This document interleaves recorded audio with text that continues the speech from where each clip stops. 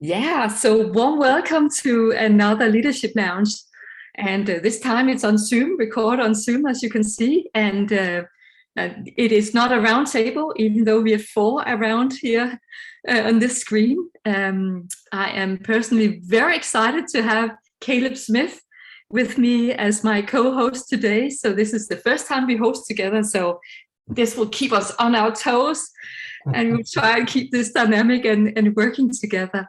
So super happy about that. So warm welcome, Caleb. Thank you. It's good to be here.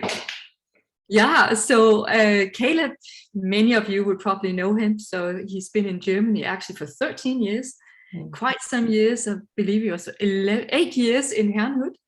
And then part of the leadership there, a dynamic leader.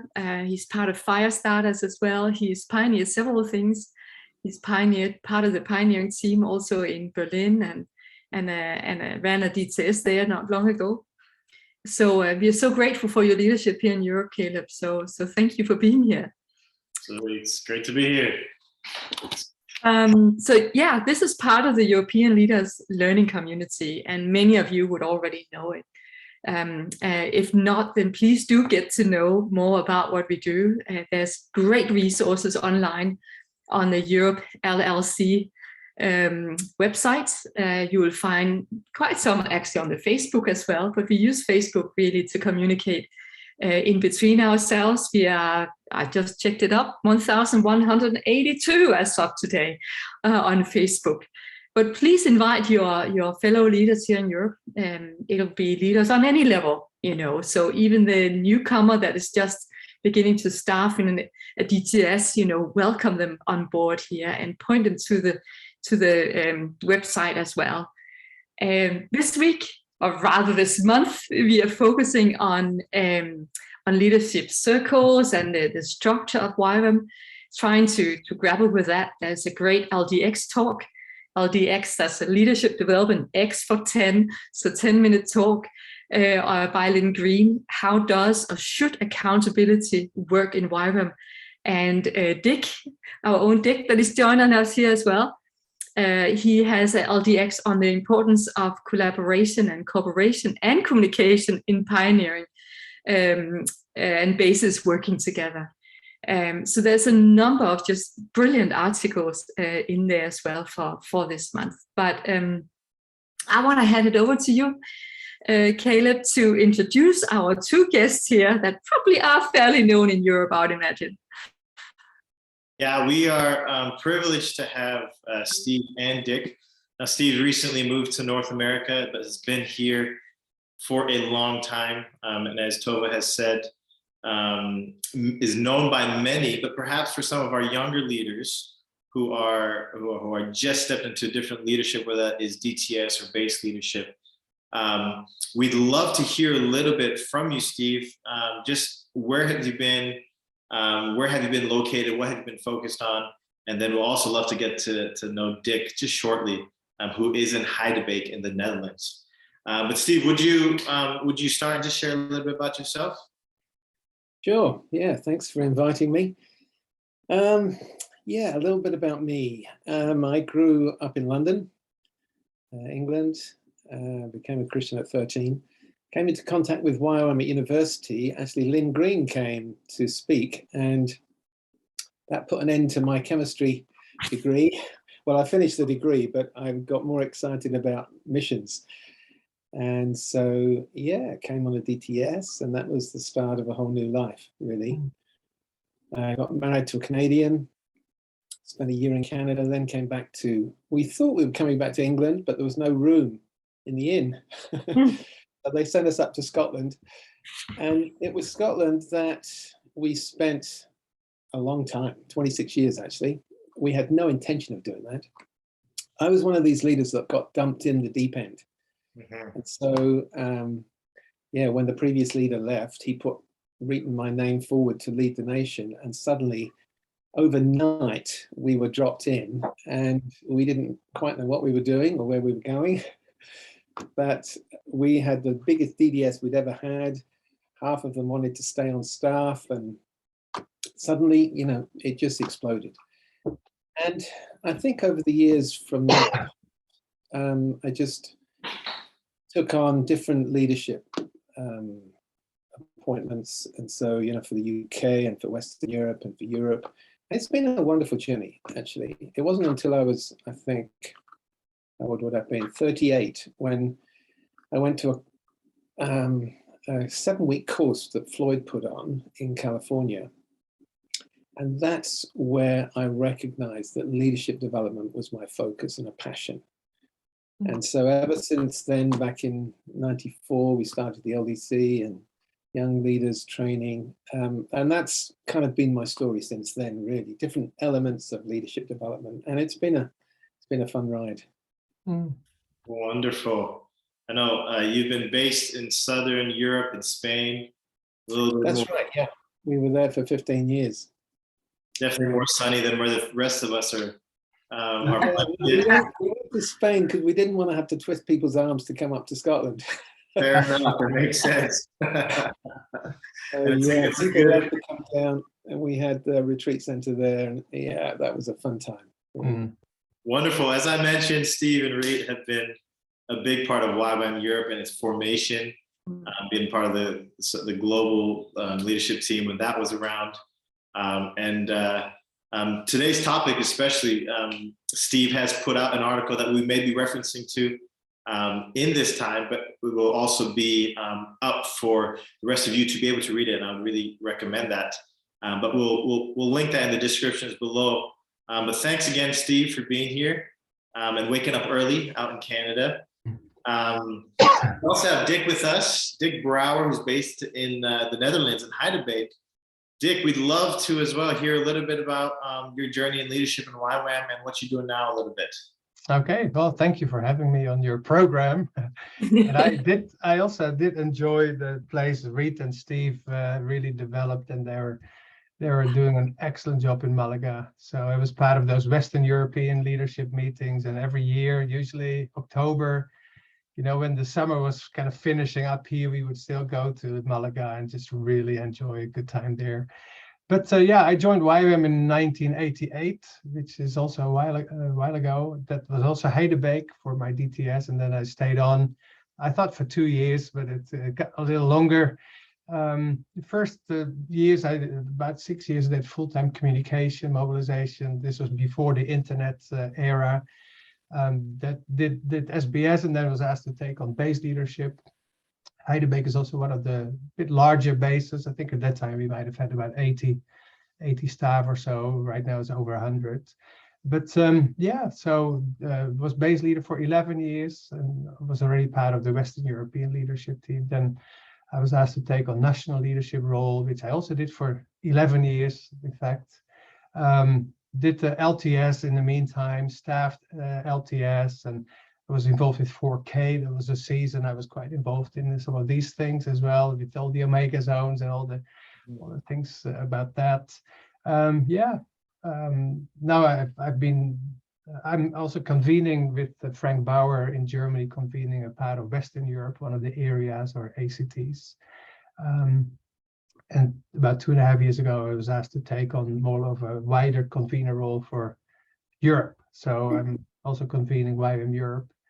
And for the rest, I'm part of RescueNet, which is like a rapid responding to disasters, and a couple of other things. LTS is in Europe. So that's a little bit my journey. I'm married, have 4 adult kids. So, yep. Wonderful. It's good that we have 2 experts here with us for this time together. But more importantly, has been part of some of the journey of not just their own leadership journeys, but have been part of our story as YWAM here on this continent. And I'm excited to break some of these thoughts down and with where we are right now with circle leadership teams, YWAM structure. That's what we're going after today. And so we're super excited to have you both here and to gain from your wisdom and your thoughts. Before we get there, however, I would love to hear about a personal, maybe leadership experience that the 2 of you have had together. Do you guys remember a moment that you had together over the years of serving here in Europe? Well, I can't think of any specific instance, but we, of course, have been really working together for many years in Western European leadership team. And that has just always, I think, been a very positive experience. Steve is really a team person. And so I've learned a lot from Steve and Reed, of course, as well. So I can only think of very positive experiences, to be honest, in working with Steve, but I can't think of a very specific item. What about you, Steve? Yeah, I mean, similar really. I've known you a long time. I've known that Holland has been in a good pair of safe hands. You're a very trusted leader. You've got a wide embrace. I remember talking to you when you were thinking about handing over your leadership in the Netherlands, and that was, that was a big step, and wanted the right people, and you had such a heart for handing over the base to, well, the nation too, both situations to younger leaders, and putting it in a good spot for the future. So yeah, we've had very good interactions over the years. I don't think we've really had a crossword, so that's been very good. Very good, yeah. Been a good experience. I've loved your peacemaking ability too. Thanks. That's good. I remember both of you were in Krakow on the LTS when it was there. Oh yeah. And it was quite a pivotal time, I think. That LTS specifically for Europe and its leaders. But wanting to bring out the relational aspect, YWAM, we are about relationship and relational leadership. And I think it has been portrayed in many different ways. But both involved in development and leadership as well. I'll pass it on to Tove. Just to dig into that a little bit more, developing younger leaders. Yeah, thank you, Caleb. I was just thinking of you two as well, and I remember Dick, he also speaks on something, he calls it hostmanship, of the importance of hosting. And in many ways, I would say that Steve and Reed, they are also offers great hospitality down there when they were in Malaga, actually hosted again and again all of our, you can say, leaders in YWAM Europe. So I think that's a common trait you two have, that is offering hospitality. And in many ways, those who offer hospitality, they lead. That I'm convinced about that. Those that offers, there's you lean in then. So I just want to say thank you for your hospitality as well to both of you. Thank you. No, it is about creating a welcoming place, Isn't it? Yeah, especially in a convening role, you have to be able to do that. Otherwise, it's going to be tough. Yeah, that's true. That's true. So today, I mean, that is what is in a way it is about. You could say about these circles, or the circle structure. That is also to create a space for everyone. But I wonder if you could just share with us shortly, both of you actually, like when you look for a leader, when you talent spot, for a new leader, like both of you have handed over a number of different roles as well, functions. What are some key things or character traits that you look for in a person? Or even do you always look for a team? I know that especially Steve, you're the big team guru. It was like you're way ahead of YWAM International talking about circles. Anything you have, to my knowledge, you've always been operating and being really the champion of teams and team leadership. But what are some things that you look for? Yeah, I would look for a leader who then recruits their team. Yeah. Team is obviously very important. So to have an aptitude towards team, I think is very important, and not to be a lone kind of rider. But I think probably that one of the main gifts I'm looking for is visionary, especially on a base leadership situation. It's probably different. Different as the base grows. You're looking for multiplicity of leaders, but talent spotting for base leader, vision we're an organization that is prophetic and visionary, and so that's got a key area for us, I think. And then the ability to be able to cast that vision and recruit people. Mm. So you've got to have that relational ability to connect with people. Mm. And of course, behind that is a integrity that people can trust you. You're self-aware. You're yeah, you're what's another word? You've got a teachability where you're open for people to come to you and point out things that you need to grow in, and there's a humility to be able to receive that. Of course, the whole spiritual leadership area. I mean, there's so many areas, isn't it, you look for, but probably underlined for me is that visionary aspect. Great. Yeah, I of course agree, cannot disagree with Steve. But I would for sure also look for like somebody who's really like a healthy person, both physically, but also spiritually, emotionally, mentally, somebody who can deal with some pressure, who is not insecure, you know, so like is humble and teachable. I think that's very important. And of course, that person needs to have also just the capacity to see the big picture, able to lead a team. I also want to see that there's still potential for development and growth, that somebody is not already at the end of their kind of capacity, but still I could work with like a rough kind of diamond, you know, and work together and see the potential really come forth. So yeah, I usually look at the potential as much as, you know, what they can already perform, and just see how I can just come alongside and yeah, give them that opportunity to grow. But I think especially it should be like a healthy person with some of the soft skills. We might get to talk a little bit later about skills, especially. Yeah, I think that's Great.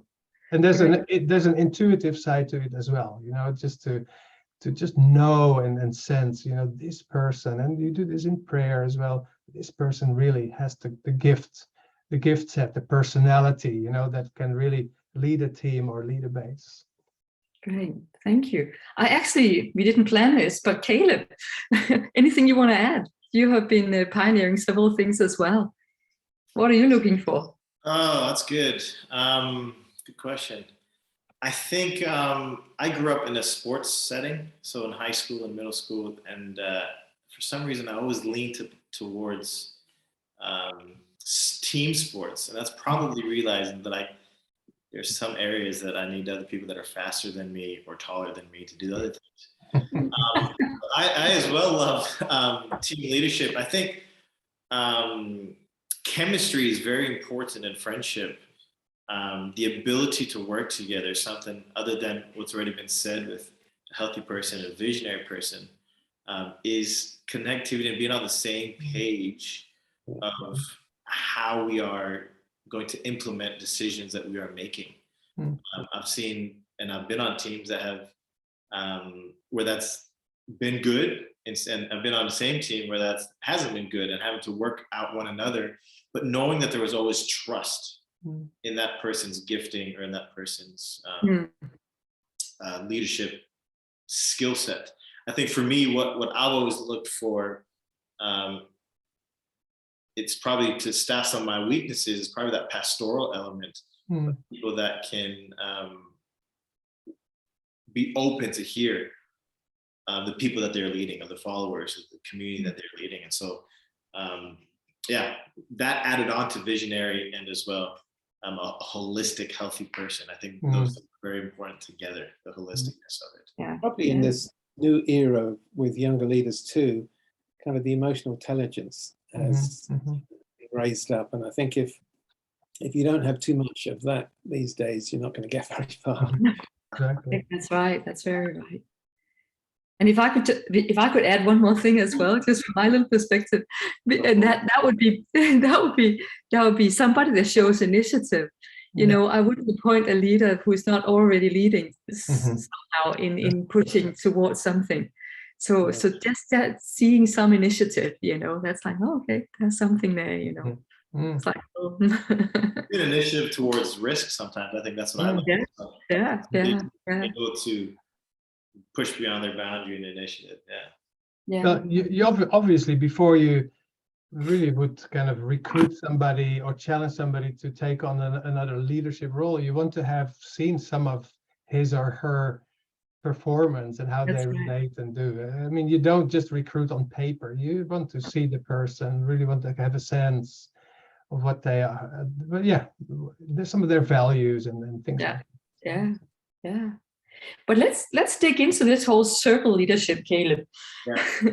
Yeah. Good. We want to focus on this element of circle leadership. Perhaps some of us have heard the word convenership, eldership, all these terms that have been being thrown around or floating around here in the last years. But we all know that YWAM has been through a little bit of a journey. We've had ups and downs. We're operating off the words of the Lord, and different times where it's come.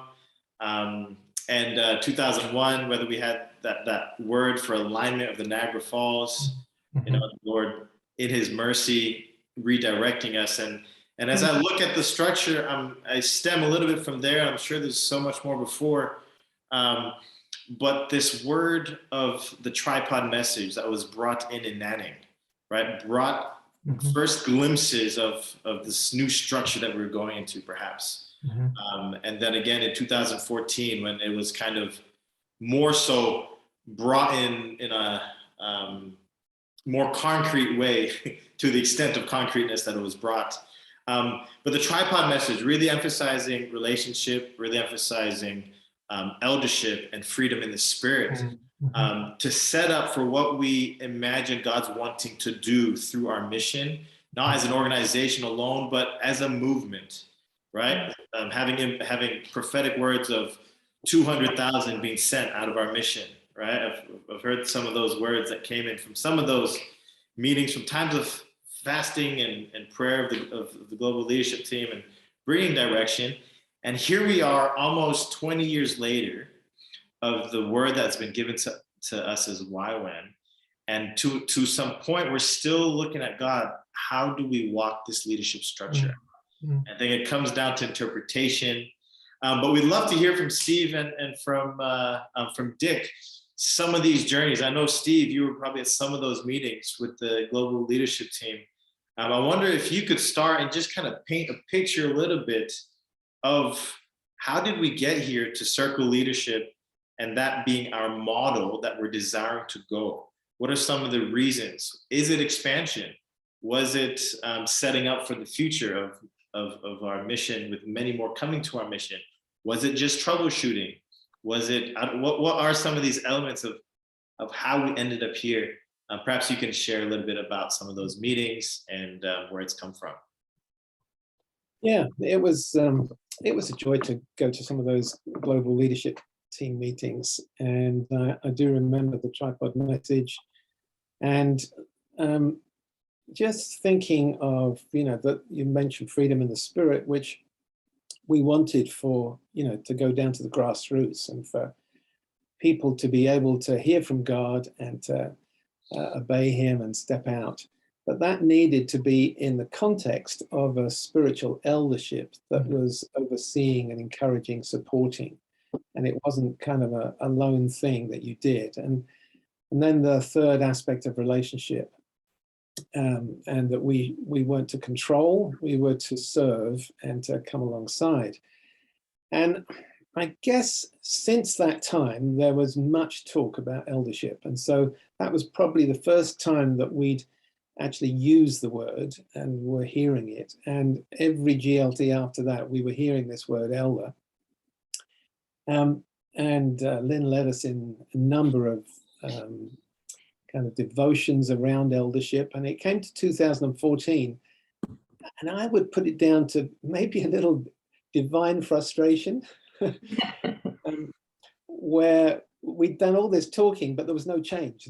We had this structure of directors, which sounded much more business-like than it was family, or it was certainly not a biblical in the sense of the New Covenant anyway. We had kings in the Old Testament and a top-down structure. But we came to this point where there was, in some locations, some directive leadership, and I think kind of it helped that, but that wasn't the main reason. I think it was because this was a more biblical approach to have more of a plural leadership, an eldership covering. And remember, this was in the context of areas or regions at that time. Mm-hmm.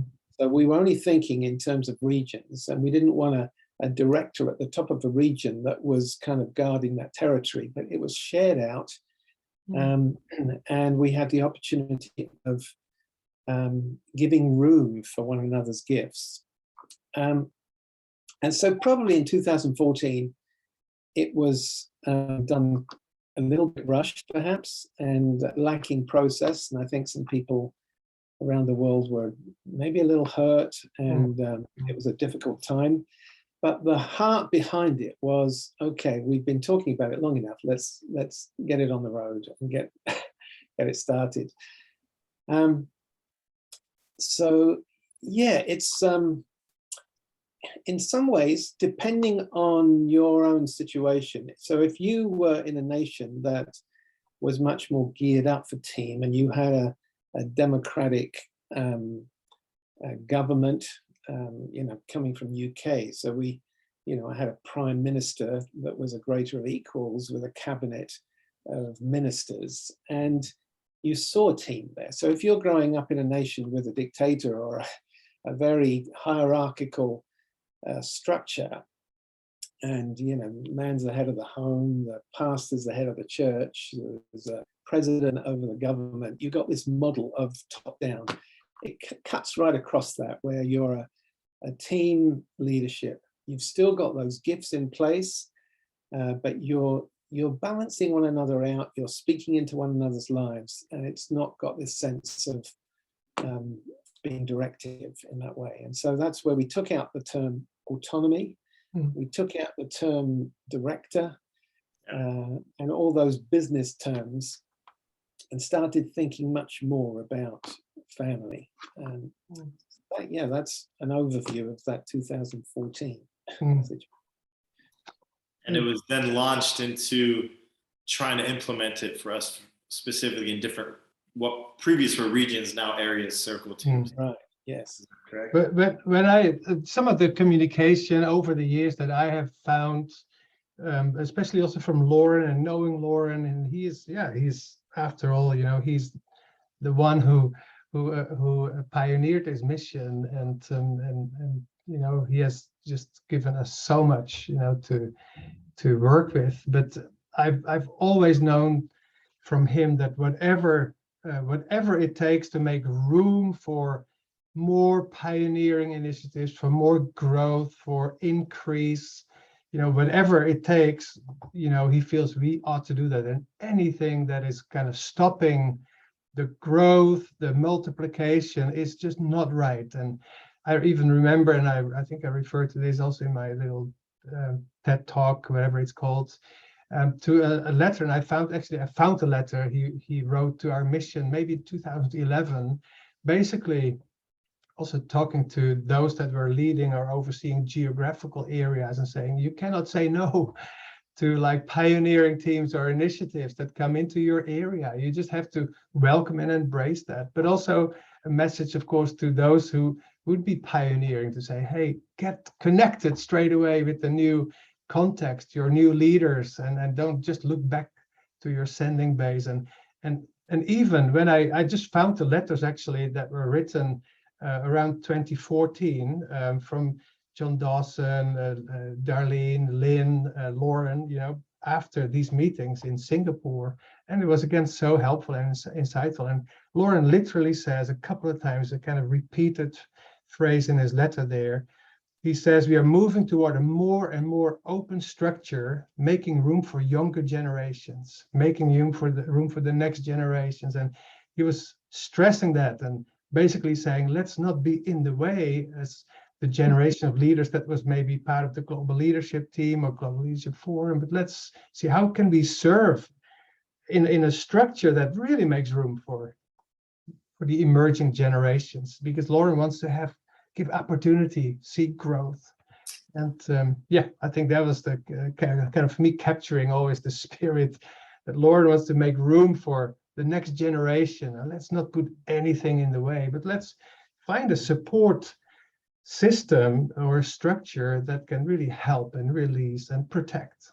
And I think that's what eldership provides. Right. No, that's good. I think just hearing again different elements of, okay, how do we broaden our perspective? How do we broaden to bring more leaders to the table? And I think from that time before 2014, there was a wrestling with how do we do this. From 2014, practically, I think we're still in the place of what does this look like? And in a little bit, we're going to come across, I know there's different views of people saying it's all elders, who has the authority, down to who is giving us covering and different elements into that. But YWAM has moved from perhaps a more corporate structure now to more of a family structure. What would the two of you think concerning just Europe? If we think Europe, who are probably known to be more of the structured people here, within our mission or just in the world in general. How do you think that has landed for us as a mission here in Europe? Have we been able to chew on it? Are we still processing it? What were perhaps your expectations of how it would land in a place that does well with structure? I think just a brief response to that. I think interestingly enough, I think it might have caused smaller changes for us in Europe, because we were already working very much with the team leadership, with like a real servant leadership, hearts and all of that. It might have caused less kind of impact or change for us in Europe, and we were also not splitting from 4 regions to like whatever 15. Yes, Western Europe, after some years we subdivided in 3 smaller areas, but in other parts of the world, of course, a lot more areas all of a sudden were created. So that also needed new leadership circles and all of that. But some other I think parts of the world with a bit more of a maybe hierarchical leadership culture, just in terms of the dominating culture of the nations, they were probably more challenged to rethink some of their leadership than I think many of us here in Europe. What do you think, Steve? You were already operating in this kind of maybe we had an advantage too, where our geography is much closer. So we had an opportunity of meeting more often, and so you're able to build that relational foundation a lot easier. So I'm just moving here to North America and realizing that the size of the states and the size of Canada, the breadth of it, and I've said to them, you need to think of every province as a nation. They're so big. So US is like 50 nations. And that gets your head around it a little more. So we've had an opportunity of having these teams meeting on a regular basis, building friendship. Actually, I would say, we established teams that just like Jesus had his disciples, and he said, I call you friends. We love getting together.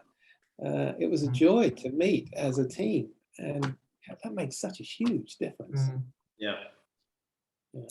And the very change of from director to convener, and again that doesn't work in Dutch, the word convener, but it's also about convening, leaders, but not just leaders from different kind of spheres, but also maybe our staff all together. So it is helping to create a little bit more of that relational culture in our mission, instead of like a leadership hierarchical structure. And then the geography has helped us, I think. But there's still lots of room for us to learn. And there are obviously talks we are having about, okay, what really is the purpose of this act? And again, when you read Lauren's inputs, he's saying the main purpose is to create, to go where we are not. So just for us to really challenge leaders, maybe younger leaders, to take some of those territories where there's nobody yet. And I'm wondering if we are really doing that already, or I think there's a lot of room for improvement there. Great. Thank you so much. It was just, as you're talking, I was wondering too, do you think, I agree with what both of you said, that we have already been working more or less like more flat structure and as teams, in many of our locations. And but do you think to a degree that we have maybe been tempted just to shift our wording and think that I mean, of course, to change from team leader to an eldership, team leadership to an eldership, that's just a wording change. But is there anything that where we haven't gone, you think, in changing how we operate that should be more eldership like? Does that make sense? I mean, I think as we hand down to younger leaders, I think the issue is always with a circle, it does take more initiative. Yeah. You have to step up to your giftings. And so if there's a lack of self-awareness or a lack of confidence in any way, then it's not going to function. Yeah. So you've got to have that level of maturity. And I think in some places we've got it, in some places we haven't. You've got to have the right mix of gifts. Without the right mix of gifts, it's not going to function again. And even, we're talking about conveners. Not everybody can convene. That's a gift in itself. So you need to be a team player with a wide embrace to be able to help all these gifts come to the fore. And yeah, I mean, I've said it many times. I think there's been a deficit of visionary leadership. And so, just to give a bit of history in terms of structures, you're probably aware of the Episcopal Church or the Anglican Church with its hierarchy. And then you've got the Presbyterian, and I've been involved in both kinds of churches. And Presbyterians have the circles. So you've got the presbytery that changes every year, and you've got a convener that changes every year. It's like what we're trying to do. But the problem with that is if you've got a poor or not the right gifting in that circle, it's going to stay stuck because you add one good leader in there and it's not going to change the whole group. Whereas in a hierarchy structure, you put a good leader at the top. In an Anglican church, it can be turned around like that. But of course, you put a bad leader in and it's going to fall. Like the Old Testament, you've got a good king or a bad king. So, there's strengths and weaknesses on both sides. Yeah. And so the challenge to us is to have that initiative in our circles that recognizes where we're at, see the gifts that we're needing, and to push them and encourage them up to the fore when we need them. When they don't step up, that's where we become dysfunctional and we're not going anywhere. We go round in circles rather than leave in circles. That's right. So I think it also matters, like when we think of just a local kind of grassroots, we usually even have like a legal entity. And even I remember John Dawson also saying we also need to build like really good what did he say? Well, I have it. Excellent institutions, he says. So we need really clear leadership when we have like a legal organization and a charity. So we need to make sure we have the functions, filled in a really good way with competent people. And there's mostly the resources gathered, finances and staff, and that's where there's the power to execute, vision and implement and allocate resources. But when you get more to a national level, or if you have a big city with different YWAM maybe entities, there's already like a next level. Again, it's not a hierarchy, but it is serving a bigger area. I think that's where more of the eldership principles are probably relevant and less like management and other maybe harder skills you might need at a local level. Yeah, and I think we have transitioned slowly again from leadership teams, for example, a national leadership team, to more like an eldership circle. And sometimes they were still the same people. So I think we are still, seeing what does it really mean? How can you include more younger people without throwing away the quality of those that have already served for a while? And then it comes down to the gift mix. What can we really add? That is maybe not there, and so we need to understand, really the goals and the focus for the eldership grouping. Yeah, thank you. I wonder if I had a quick question with that, because we're getting into a little bit some practicals, which I think is good, which is relevant for now. I was curious to hear thoughts. I know originally it was to be at a regional and area level, perhaps. But how, with the same tripod message of the values, what does that implicationally mean for perhaps bigger bases? Is an eldership team a leadership team? I wonder if we can talk a little bit about that. Dick, you just mentioned it was a national team. It changed to an eldership team with the same people.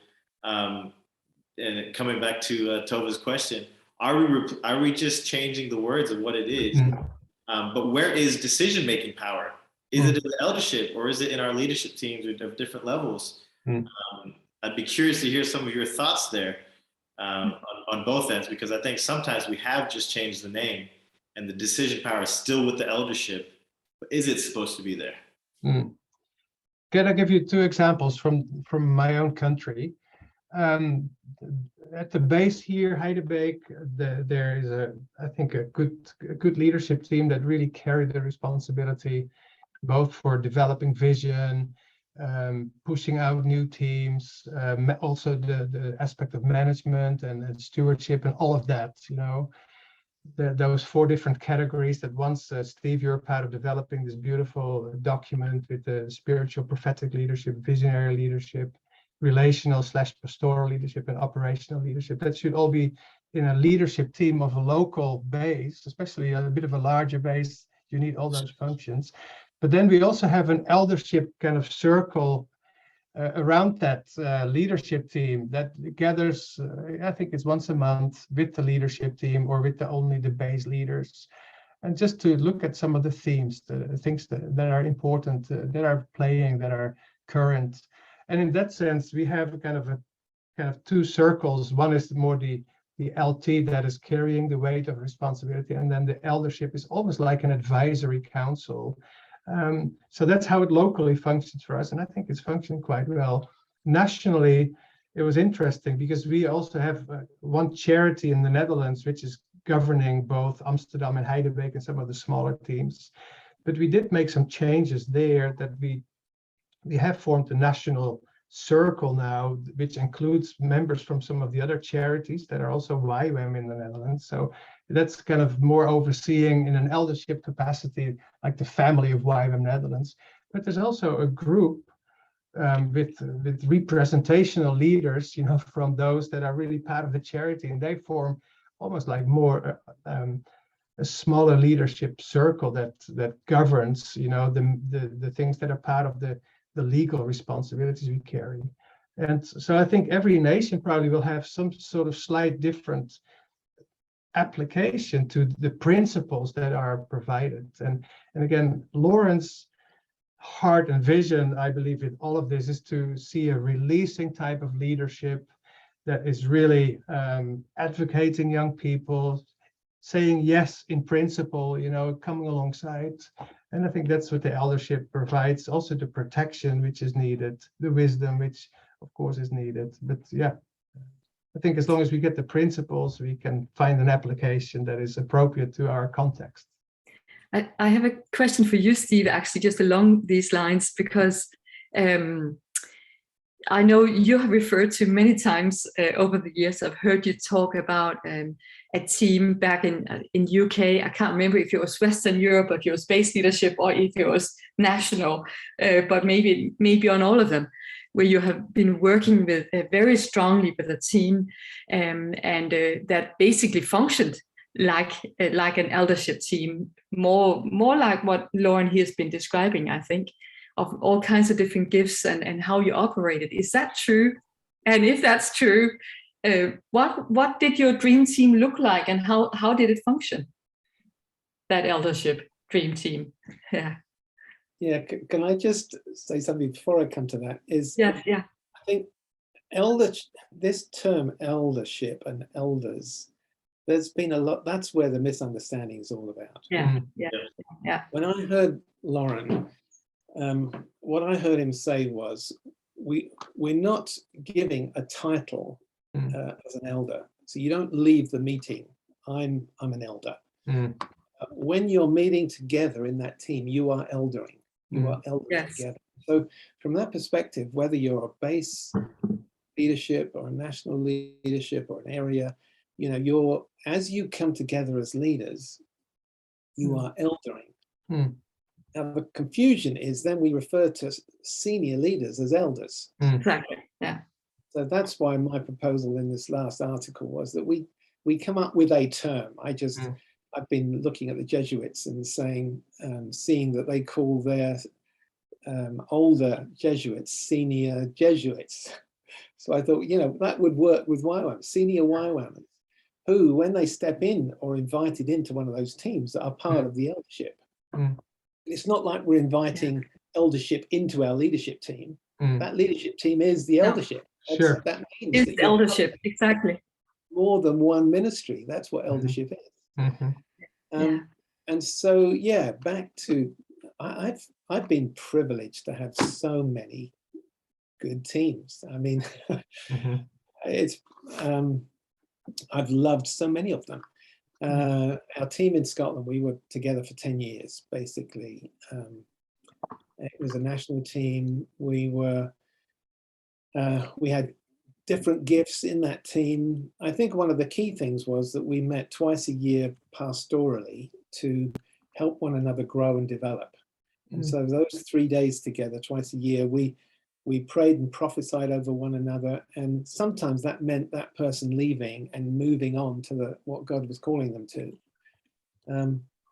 I would say that because of the level of trust that we had together, it made our decision-making and problem-solving so much easier. And there was an understanding of who we were and how we would function. And I would say the same, our Western European team, Dick mentioned earlier, 20, 25 people would come together, that once a year. We had a blast together. We loved one another.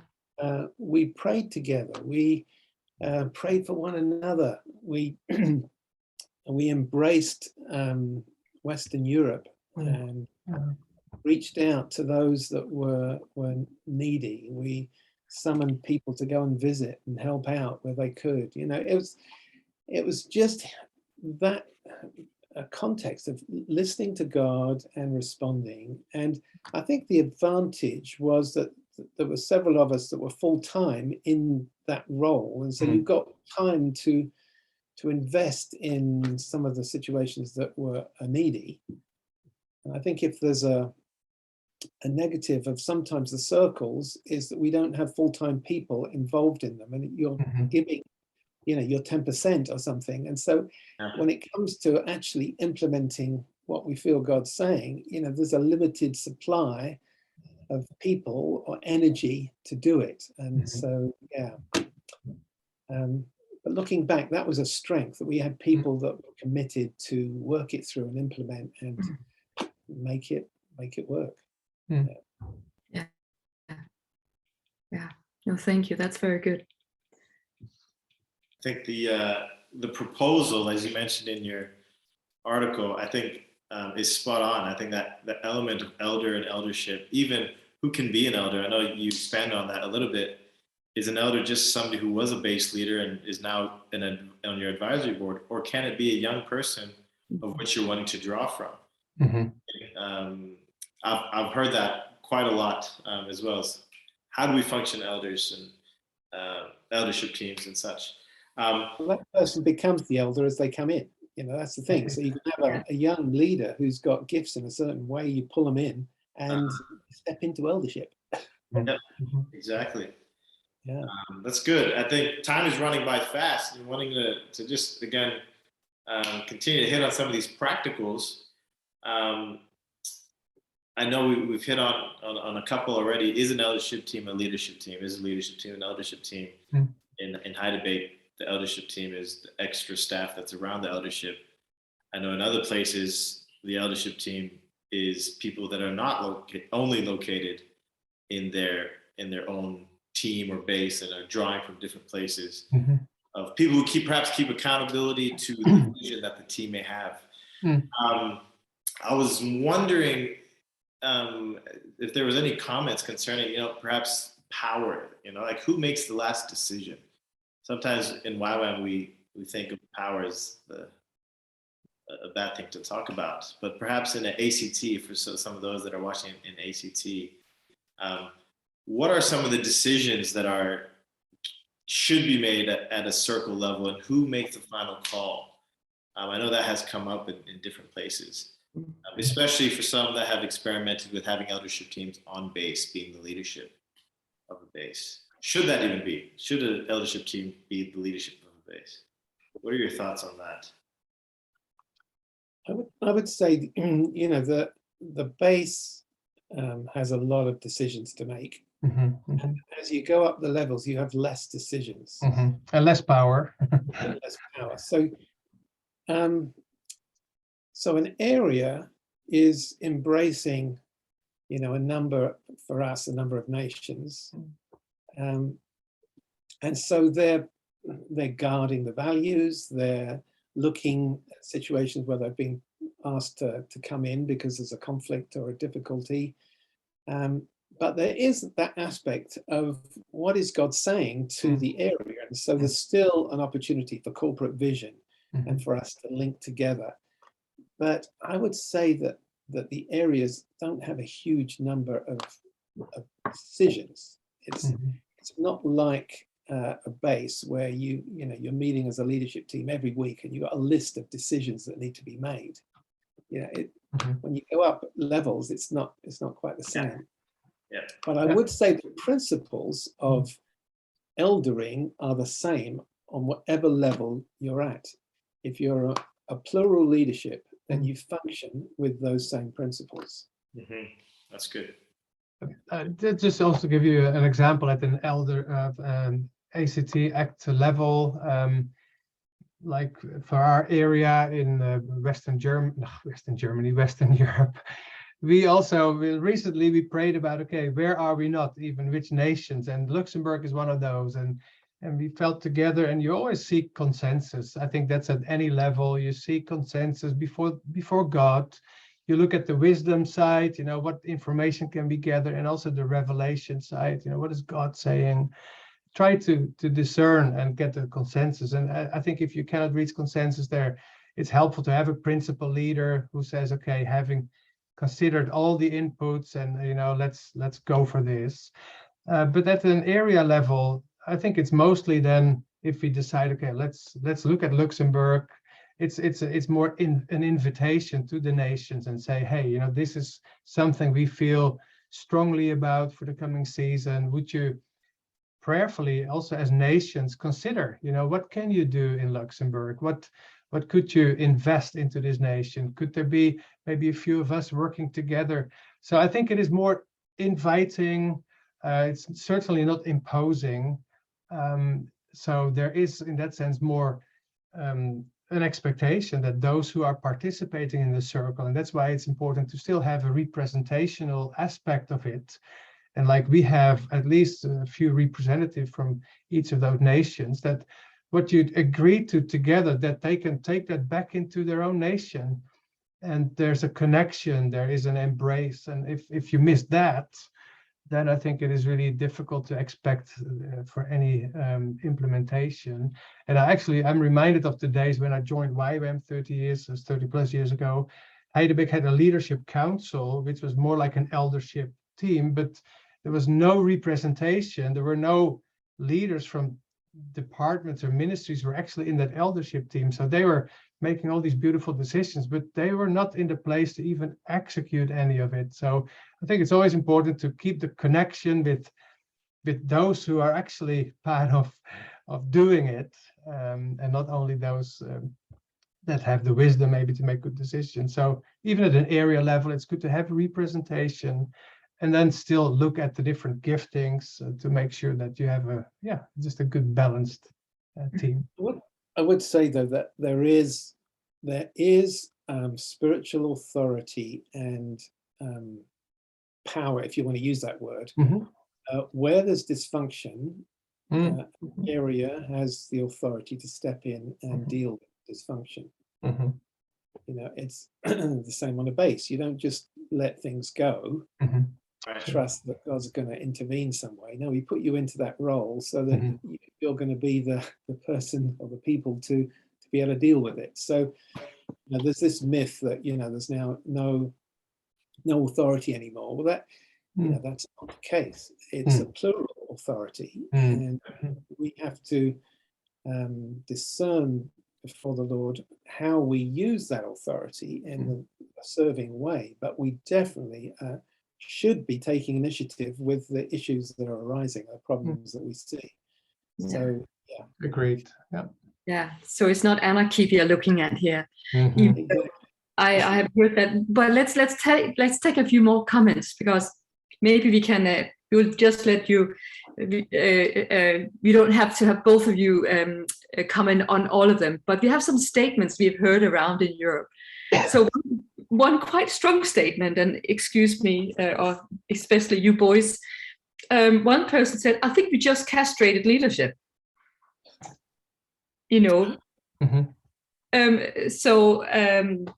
Steve, what would you like to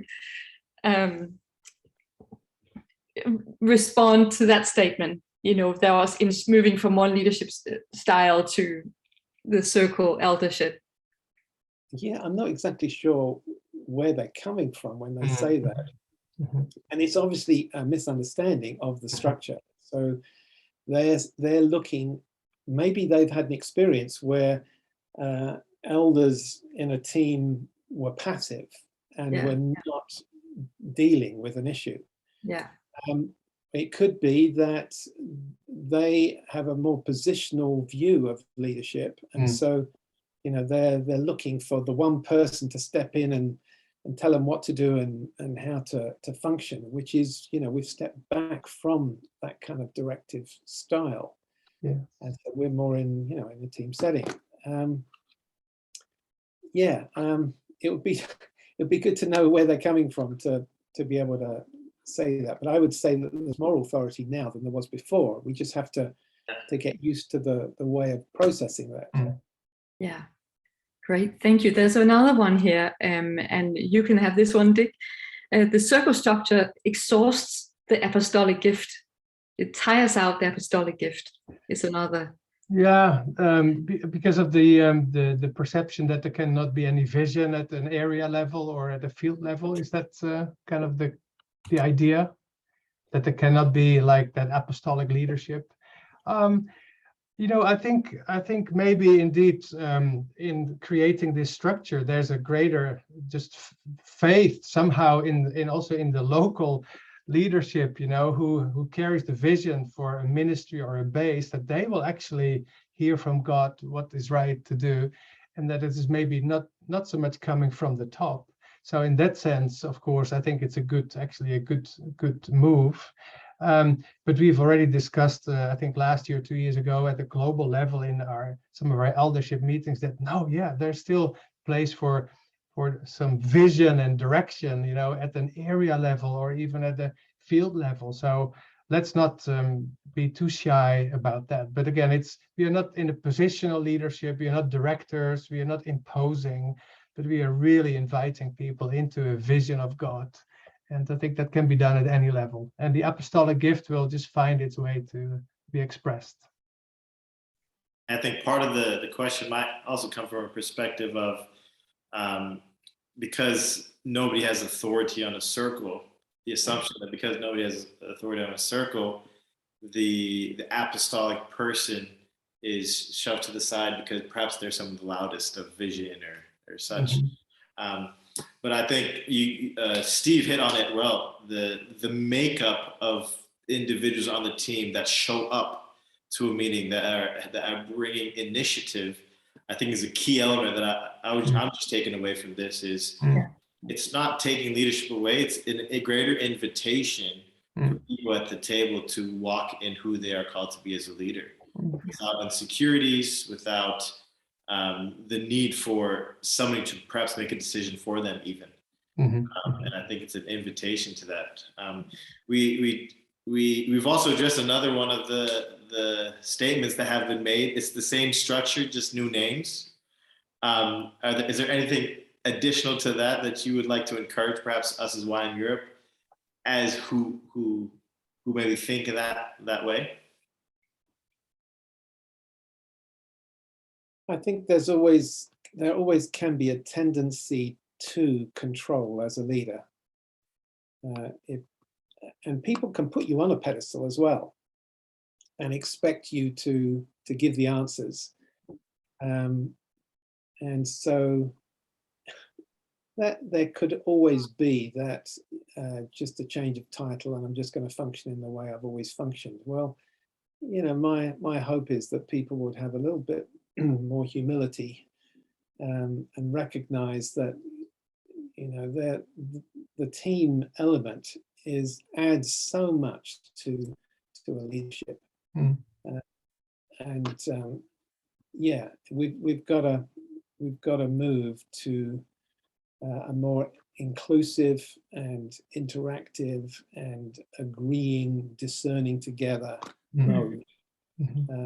Especially when we're bringing young leaders into the scene, you know, so that they're not on their own, but they recognize, yeah, we're working together, we're hearing God together.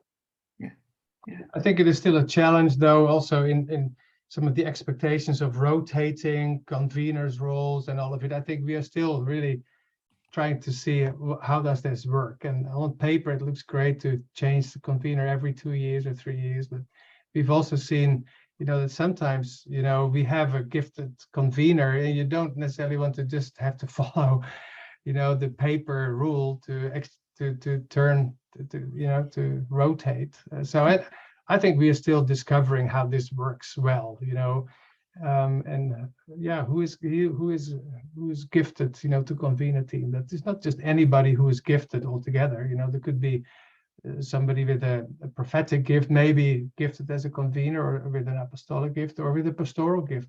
Let's see who has that kind of skill, you know. And we need to, indeed, the emotional intelligence, the interpersonal skills. We need all of that. Communication skills also very helpful as a convener. No, that's good. I think there's many different statements that are put out, and I hope that whoever's listening takes away this greater invitation as a common theme that's coming up, a greater invitation to greater leadership. For us. You continue to get reminded of this African proverb, I believe. If we're wanting to go fast, we go alone. If we're wanting to go far, we go with family and with community. And I really feel that this is a shift as we have been listening here, but as well globally. This is an intentional shift, and perhaps we're in a tension, but as we continue to figure out this tension, it's an intentional shift towards longevity for us as a movement and as a tribe of people that are operating. One of our outreach teams just came back and they said they met a German DTS student on the ferry in Greece who did her DTS in 1976, and she was still living out the values of walking out a lifestyle with Jesus, hearing God's voice, and evangelism. And as I think about our mission now, I hope that 40 years from now, that what's come out of this leadership structure is these values of how do we go together? How do we implement our vision, hearing the voice of the Lord, our times of intercession and worship, and how do we radically move forward to see greater missions movement, which I believe is on Lauren's heart as well. He wants to see people released continuously. We are coming down to the end of time, and we will provide some resources here in the description, but for Steve and for Dick, are there any resources that you would highly recommend, whether it is TED Talks or whether it is books concerning this topic that would be beneficial for us as YWAM Europe and our leadership towards circle leadership? No, I certainly have to think of just a kind of a teaching that Tom Bloomer presented into YWAM in 1999, I think, about transformational versus transactional leadership. And to me, that was so helpful to really understand, what is really the servant leadership style, or approach that Jesus wants us to take. And so even going back to some of that kind of good old teaching, I think there's so much value in really understanding what a transformational leader could look like, or a transformational organization. If you would really implement some of these things, I think we get a long way in releasing and drawing the best out of our staff and all of it. So that's certainly I could recommend. Yeah, thank you. A couple of weeks ago, I read one of Cesaro's books, Emotionally Healthy Discipleship. He's written a number on it. And that's a great book to kind of highlight that giftedness. And I read another book, I did a letter on it called Humilitas. And I think it's all around humility by Dixon. And yeah, very good book. And I think if we truly understood humility in our teams, it doesn't mean kind of being a doormat, but being who we are and encouraging others to be who we are, we're gonna go far. Yeah. That's good. We will provide some of these resources again in the description. I really believe that plural leadership in this process, in this journey, is what is the word of the Lord. And I think for us, it's attention to seek what the word of the Lord is. So let's get resources from even outside of our mission. It's important that we do that to be able to see what has worked in the past, what is working in different streams of the church. But yeah, Tove? Yeah, I was just thinking there's one more actually source, and that would be Matt Rollins. He's done it's a teaching on a commitment model versus control model, also in communication. I think that's very key in just how an eldership team works. But I'm so grateful for you, for your leadership here in Europe. I mean, Steve, you have given us a fantastic model in Europe for team leadership. That was a fantastic foundation for this eldership that we are still wrestling with. I think, and you, Dick, you are doing a wonderful job here in Europe as well in taking the lead or heading up the eldership, I guess we should say as well. But we just have to remember, just want to underline it one more time, eldership is not about being old. It's not about being gray-haired.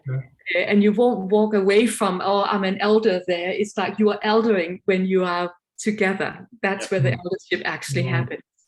So, And it's an approach to leadership. It's coming from a whole different direction than positional leadership, obviously. Yeah. So thank you so much for today. Just really appreciate you all, and thank you, Caleb. It was wonderful working with you. So this resource here, it will be on the website, of course. But please look into all the other sources for this month. There's really some helpful resources. There will be different books recommended as well. And use it on your basis, really. So thank you. You're welcome. Thank you. Thanks for having us. Absolutely. So we'll see you guys next month. Yeah. Great. Thank you. Thank you. Bye.